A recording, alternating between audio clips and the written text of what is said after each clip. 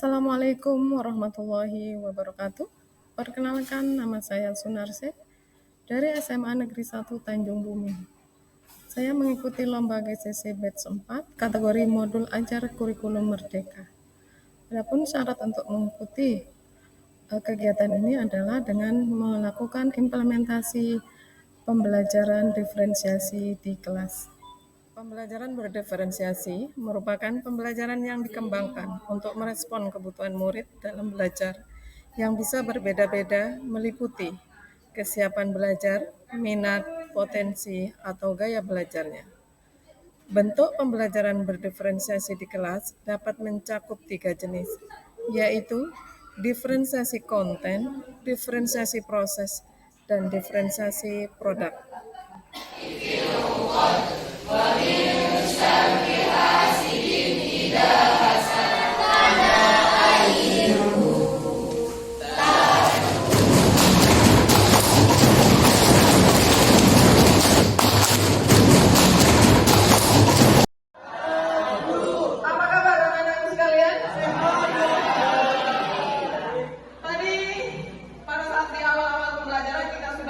Berdoa, kemudian kita sudah SPK. Itu dengan tujuan kalau berdoa itu adalah untuk penerapan profil pelajar Pancasila yang dimana elemennya adalah beriman, bertakwa kepada Tuhan. Kemudian implementasinya adalah dengan berdoa. Saya yakin kalau ada anak-anak Madura ini di rumah pasti menjalankan ibadah, gitu ya, sesuai dengan pengalaman masing-masing. Penerapan di sekolah salah satunya adalah dengan bersalaman, kemudian berdoa sebelum dan setelah pelajaran. Kemudian untuk supaya kamu fokus kepada pelajaran, maka kalian tadi sudah melakukan SPK. Tujuannya adalah biar pikiran fresh dan kamu fokus terhadap apa yang nanti kita bahas, ya.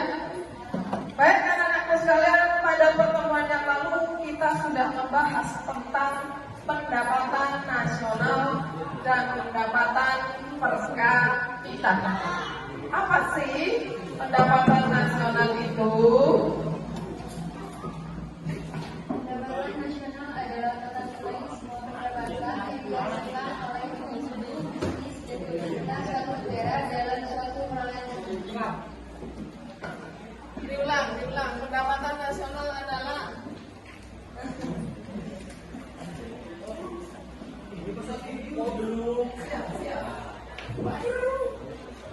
pendapatan nasional adalah ya. Baik.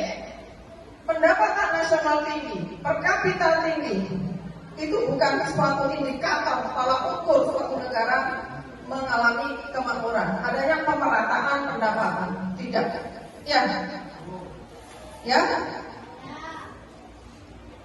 Pendapatan nasional tinggi, pendapatan nasional per kapita tinggi itu bukan sebagai tolak ukur ada kemakmuran di negara tersebut, ya. Maka harus diukur dengan namanya distribusi pendapatan, harus dinilai bagaimana kesenjangan ekonomi di negara tersebut. Nah, ya. Contoh, kalau PDB-nya Indonesia dengan Singapura itu lebih banyak sini karena penduduknya tinggi di sini. Ya, bahkan 25.000 kali lipat mungkin. Penduduk Indonesia kalau tidak salah ya 250 juta. Ya, sedangkan di Singapura itu hanya sekian ribu. Kalau dilihat dari wilayah saja, Singapura itu sempit, ya kan? Negara kita terdiri dari beberapa kepulauan, bahkan 34 provinsi yang ada di wilayah kita. Ya, otomatis secara logika memang pendapatan nasional lebih besar di Indonesia. Apakahnya? Ini konten yang bisa kalian akses kalau gaya belajarnya wow. Next ya. Dan cara begitu pendapatan nasional fokus sana ya. Pendapatan per kapita sini ya. Saya kasih visual di sini auditori ya.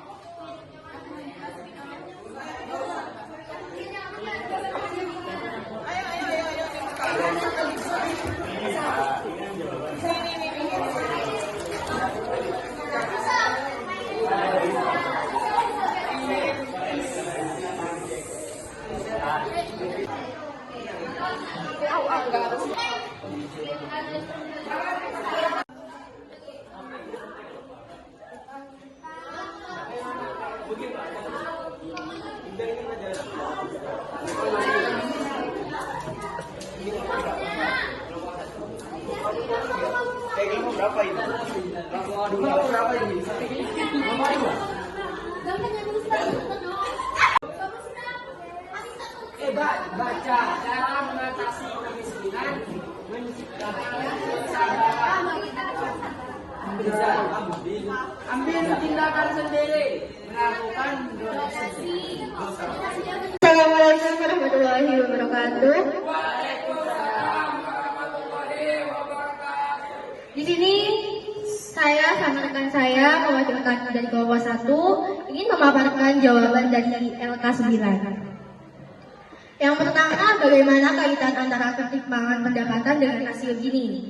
Jadi, nilai Gini rasio berkisar antara 0 hingga 1. Semakin mendekati 1, maka dikatakan tingkat ketimpangan pendapatan penduduk makin melebar atau mendekati sempurna.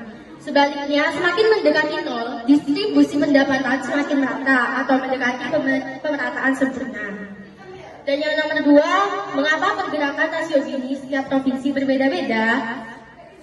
Itu karena perilaku dari masyarakat 40% lapisan ke bawah, 40% lapisan menengah, dan 20% lapisan ke atas itu berbeda.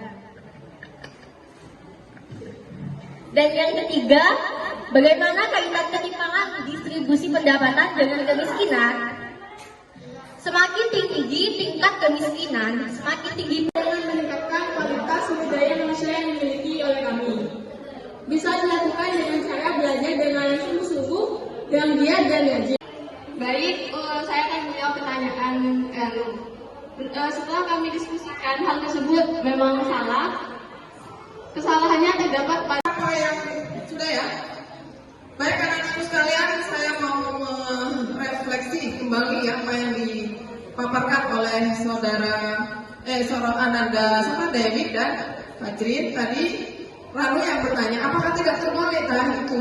Ya, berarti hubungan antara kemiskinan dengan pemerataan pendapatan, dengan distribusi pendapatan itu berbanding terbalik, bukan hubungan positif. Ya, kalau hubungannya positif berarti sama-sama naik. Ya, pendapatan rendah, kemiskinan naik. Pendapatan tinggi, kemiskinan tuh turun seperti itu. Ya.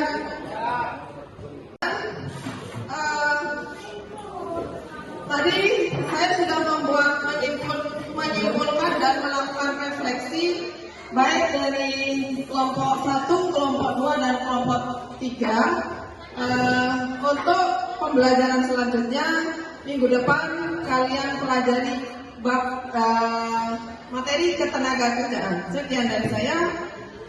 Sampai jumpa minggu depan. Kalau ada hal yang kurang berkenan, saya minta maaf. Wabillahi taufiq wal hidayah. Wassalamualaikum warahmatullahi wabarakatuh. Waalaikumsalam.